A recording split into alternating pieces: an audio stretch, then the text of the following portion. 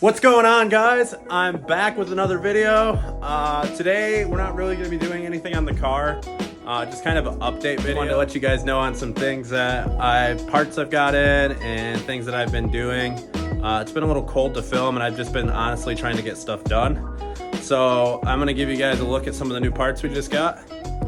So we got the new IRP shifter for the S2000, really nice piece. We're gonna do kind of a polished theme and chrome theme on this car.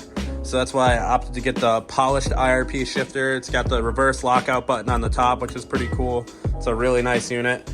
We got the pull-up style handbrake from Drift HQ. This is what I run on my E46 in the factory location, and it works flawlessly.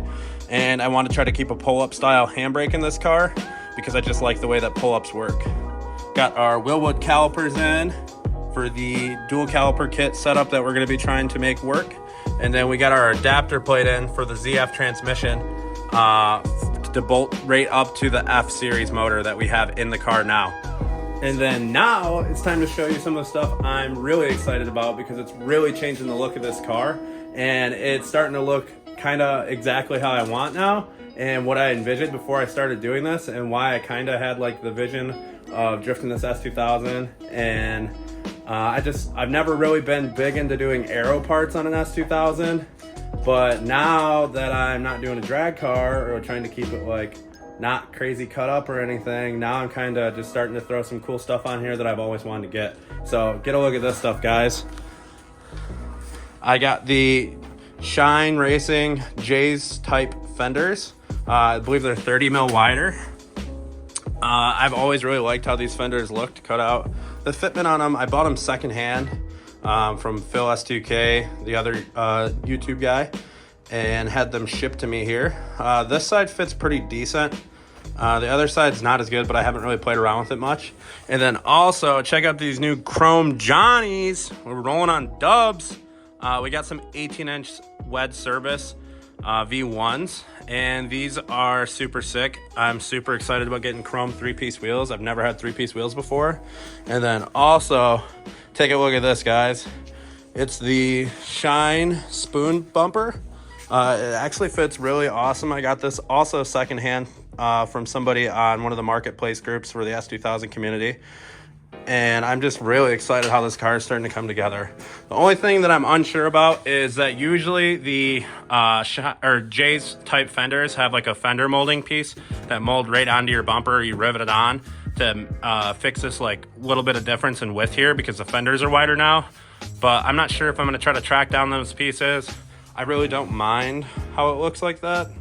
But I may try to track them down, and they're also only made for stock fenders, so I'd have to, stock bumpers. So I would have to try to mold it to this bumper, which I don't really want to do too much crazy stuff to this. I already had to cut inside here to fit my intercooler, but this bumper actually fits really well. Like it's pretty close on all the holes right here.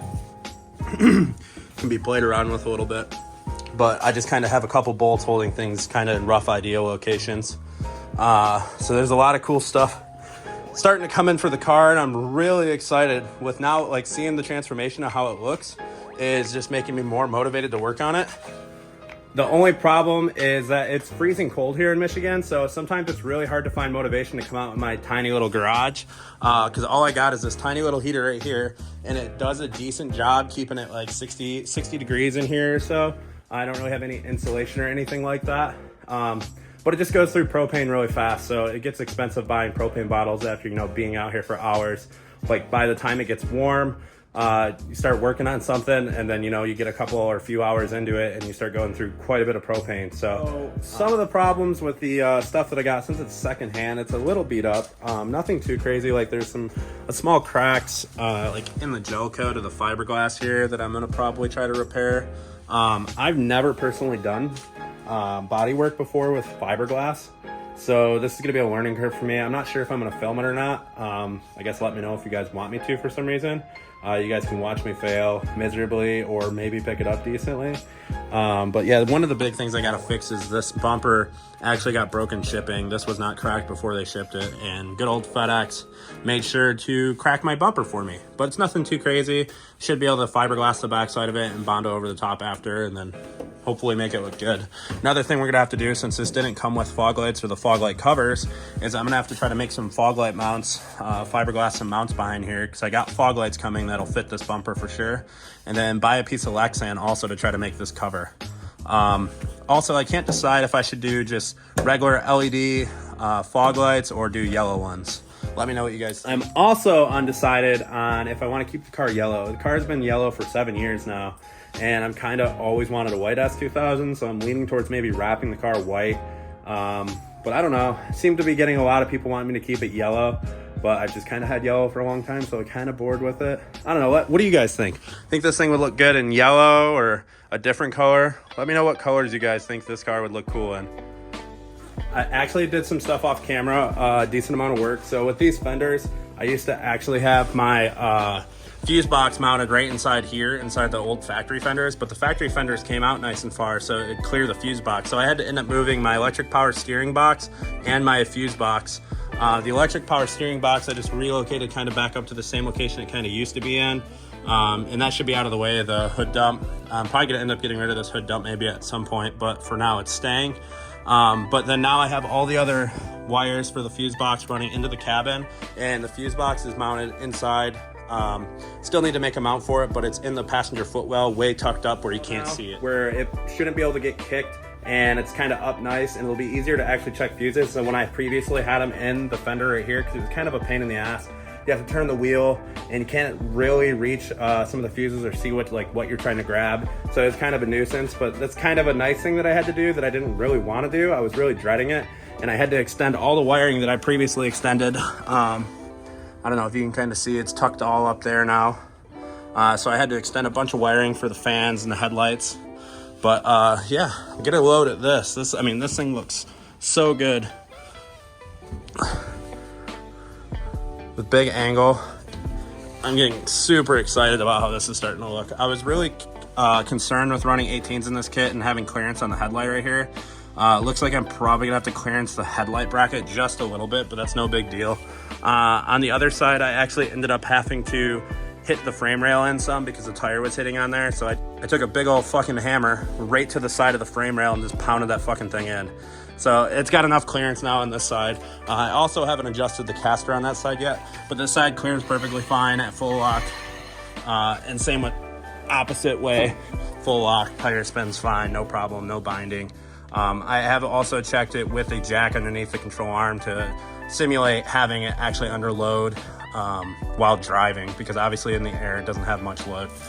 So it should be good, I believe. These are 215/40 18s, which I didn't really want to run on here. I wanted to do a 225, but I think the 215 might be all that I'm going to be able to fit on this wheel with having enough clearance in the front and back. So we shall see. I may end up having to go to 17s if it doesn't actually work once I start trying to drive the car. I also want you guys to take a look at this dual caliper bracket. My buddy Alex from New Zealand, who also drifts an S2000 over there, sent me a CAD file to get this dual caliper bracket made. So I shout out to Alex for that. I really appreciate it. It's really cool. It just bolts up to an old spot here, and then the wheel woods are just gonna go right on there. I'm gonna have to figure out some spacing as far as for the calipers centering on the rotor for this side, and then figuring out for running lines, but all that stuff should be no big deal. Luckily it fits with my big drive shaft shop axles with the 31 spline hub conversion and stuff on here, so that's really cool. Only thing that kind of sucks, not a big deal though, because it's not going to matter. I can't run ABS sensors anymore because it comes in contact with the plate, but that's no big deal. So we're inside the car. I haven't had the top down in a while. I have it kind of like half up to let some of the light in because it was a little dark in here trying to film this clip. But I wanted to give you guys kind of an idea of how the shifter and the handbrake is going to mount in here. So what I'm thinking right now, I'll go ahead and show you guys. So I'm thinking that the shifter should be somewhere around this area. It's kind of centered in the hole there. It's enough room for it to go to first without hitting the dash. It's hard kind of to hold it and do it at the same time. But I'm thinking it's going to be somewhere around this area. Shifter height's pretty comfortable, close to the wheel. So, and the column's down right now because I have this out of here and I don't have the bolts holding the column up. So the wheels sit a little higher, but it's going to sit nice and close to the shifter, or to the steering wheel. Handbrake, I'm probably going to try to just put it somewhat over where the stock handbrake's at. I'm going to probably pull this handbrake out and just run the pull-up style in this location. It feels like it should be pretty comfortable having it in there. It would be nice to have it between the wheel and the shifter, but I don't know if this is really going to be the most comfortable spot. It kind of, my elbow hits the master cylinder, but I'm going to probably either go with one of these locations, either mounted here, between the wheel and the shifter, or either go kind of where the stock location's at. But this master is obviously a lot longer. I was thinking about cutting the handle down a little bit to make the handle a little shorter, so it kind of makes it a tighter package, whereas I could have it not as uncomfortable of a spot or worry about my elbow hitting on the master cylinder here. But it's kind of an idea of how this will maybe look. Really liking the look of the polished and the chrome parts. This is kind of just tying together everything that I have envisioned in my head with this car, and like fitting my personality. Like, this car fits my personality. E46, I kind of made it fit my personality with doing like all the cheetah and like wild things on it. This car, I've just always been a Honda guy. Convertible is like, I'm just kind of a wild person. A lot of my friends, I'm outgoing to them, so I'm kind of the entertainment, and this car just fits my style better. Having a vert, drifting, loud Honda motor that I know is never gonna break, hopefully, fingers crossed. We still have to go through the motor actually and refresh it, put some new bearings, new rings, just kind of like a refresh. It hasn't been refreshed in a couple of years, so I'm just waiting on some of those parts to come in. But yeah, I'm getting really excited for this project, and I hope you guys are getting excited to watch everything that this car is transforming into, and hopefully I can make this thing actually drift pretty decent after doing all this work. If not, I have a really cool looking turbo street car, S2000 again, and I did all this to learn more stuff because I'm always learning when I'm working on my car, and that's one of my favorite parts about cars in general, is learning. All the stuff and knowledge that I learned from working on this, bad or good, it just translates over to real life, and I enjoy that. Give a big shout out to everybody who's been helping with this project. Inline Pro especially, John at Inline, super awesome for helping me out with the parts on the transmission and partnering with me. Drift HQ, Duarte, always a great people to order from, always good dudes on top of their stuff. Love dealing with them. Duarte helped me out with the E46 some. And just want to say thank you to everybody. Mike from Seems Legit Garage, he's helping me get my dual caliper bracket cut out for me, laser cut, which is super cool. He helped me with the E46, so it's cool that he can help me on this, even though it's not a BMW. But Mike's just an awesome dude, awesome customer service, always doing a good job over there and coming up with new parts. So I want you guys to have a good one. Stay warm if you're up in the northern states or the Midwest like me, and I'll see you soon.